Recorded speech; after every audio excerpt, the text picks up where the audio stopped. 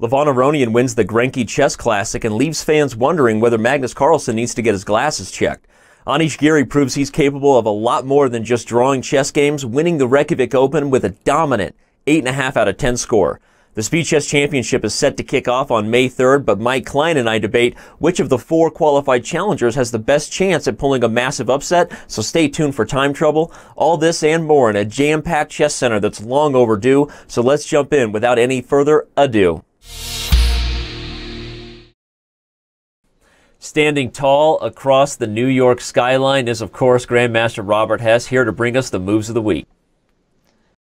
Yeah, and our first one here with Fidel Corrales playing bishop b5 check, Morphy style. The point is after rook takes b5, he's cleared the way for rook he1 check, and no matter what bishop blocks, if bishop e7, queen d8 is checkmate, and if bishop to e6 instead, queen d7 is checkmate. A pinned bishop cannot move backwards. Quite the brilliant finish there for sure, but perhaps none more optically brilliant in the last week than this one by Veselin Topalov. Tell everybody the shocking move that Black found here.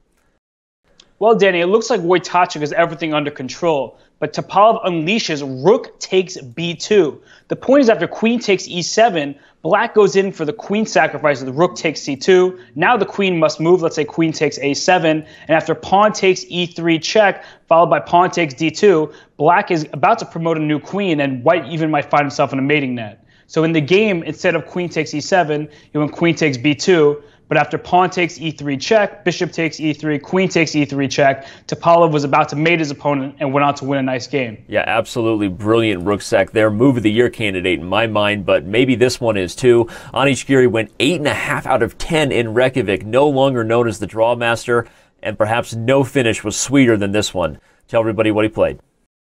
Well, this move is just beautiful. Queen to f7, skewering the diagonal from g8 to a2, but also making use of the fact that the bishop is pinned. If bishop takes f7, bishop takes e4 check, and the problem now is that after king g1, the simple e2 check, using both bishops in making a mating net, that unfortunately for Giri's opponent, he could not stop. Yeah, showing that one more time, instant replay. A single move queen sacrifice that forced a resignation because of the double pin, double skewer, whatever you want to call it. Anish Giri went 8.5 out of 10 to win the Reykjavik Open.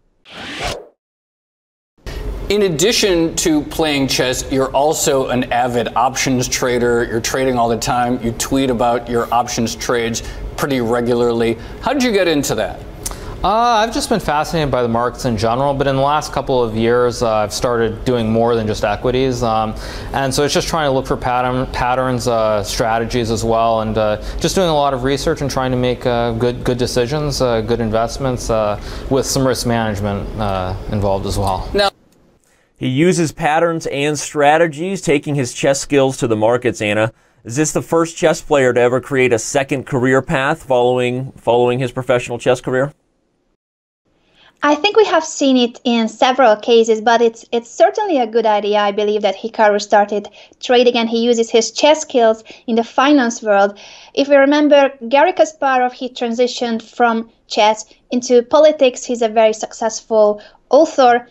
And in general, I believe that this is what athletes do, that they try to find sponsorships, commercials, they support campaigns and initiatives. So it's great to see that, for instance, Fabiano Caruana did the Prodigy desk. Now Sergei Karyakin is the face of a Russian bank. And of course, Magnus Carlsen, we cannot forget that he did the G-Star promoting campaign as a model. And he also has his own application, the Play Magnus app. So I believe that all chess players, even though they love chess and that's their primary source of income, they think of the future and they realize the fact that maybe they will not play chess until the end of their lives like Viktor Korchnoi did.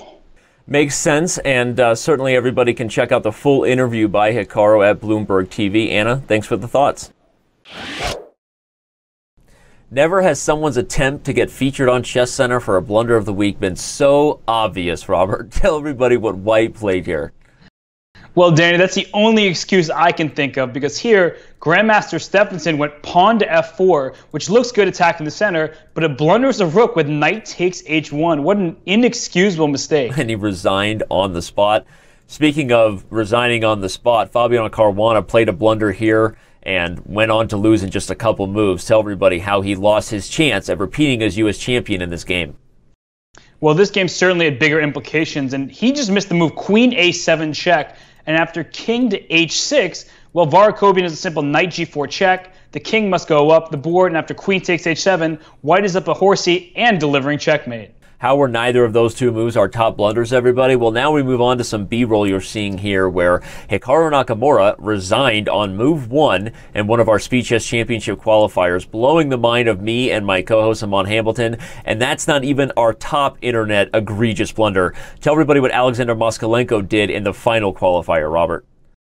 Well, Moskalenko made Gusenov very happy as Gusenov went on to qualify, but Moskalenko logged out thinking that the Speed Chess qualifier only had 9 rounds when in fact it had 10, an egregious mistake that cost him a chance of qualification.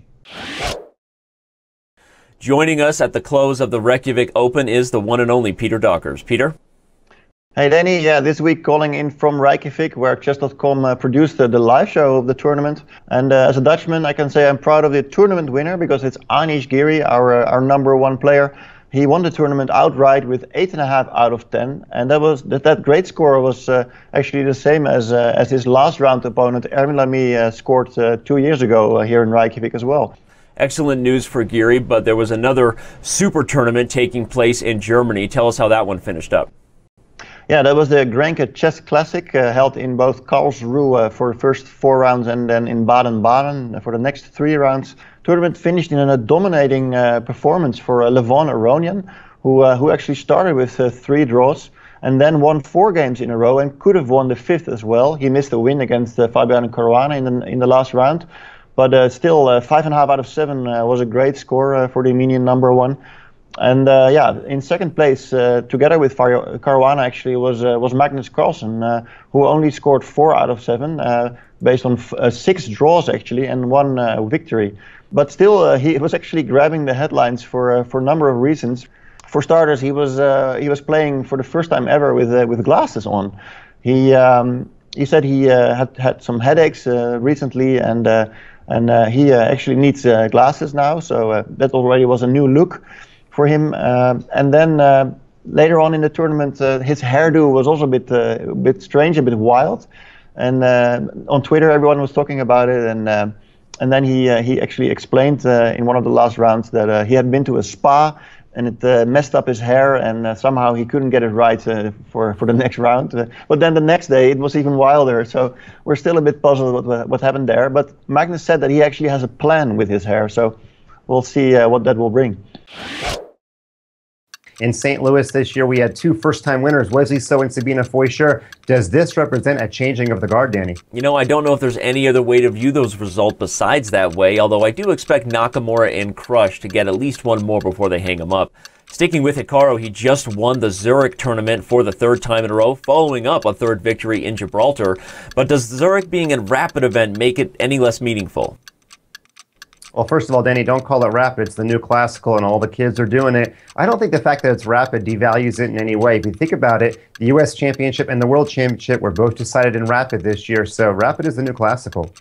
The Speed Chess Championship qualifiers are now known thanks to 4 consecutive Title Tuesdays on Chess.com in April. We have Gregorians, Gusenov, Xiong, and Meyer. They'll all be underdogs in the opening round, but Danny, which one has the best chance to pull off the upset? I'm going to go with the German Stallion because I think he's going to get his pick of playing Karyakin in round 1, and he seems to think he has a chance with 2 solid styles meet.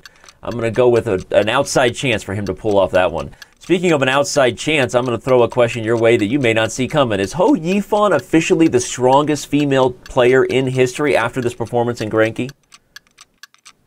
Well, I didn't see it coming, Danny, because it's a stupid question. I don't think one tournament a career makes. I mean, it was only 7 rounds. She didn't even get a plus score. When she enters the world top 10, we can revisit the question. All right, fair And point. Danny, the tournament taking place in Shamkir is in its 4th edition. More colloquially, we know it as the Vugar Gashimov Memorial. Which of the players is playing most like the tournament's namesake? Surprising the fans, I got to go with Vladimir Kramnik. The former world champion played a brilliancy. Can you say rook takes e5 double exclam? It was quite the sight. Speaking of quite the sight, Kirsan Ilyumzhinov is running for president again. Funny pop culture question, Mike. Who's more oblivious to not being wanted? Carlsen or Michael Scott from the American TV series The Office? It's a great question. I got to go Carlsen. Only 2 days after that meeting in Athens, when he was officially stripped of pretty much all his powers, he was in Zurich at the opening ceremony like nothing had happened. Also, I believe at the end of The Office, Michael Scott actually leaves the show with 2 seasons remaining, so even he knows when enough of a good thing is enough.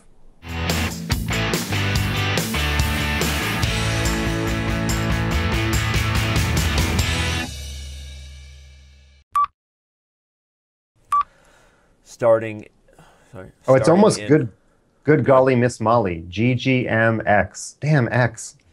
Damn X. Damn Zhang. Good golly Miss Molly would have been a great... Well, never mind. All right, we've been recording, but okay. No. But tell everybody what Alexander Moskalenko did last week to make it even more amazing why I totally screwed up this segment, and we're going to redo it. I don't even like the way I'm talking. Sorry about that. Another reason why he did grab the headlines, because he both played with glasses for the first time ever. He suddenly needs them. Well, suddenly he needs them. No, this is going too long. Danny, all 4 of these are going to be underdogs going into the title Tuesday. What did I do there?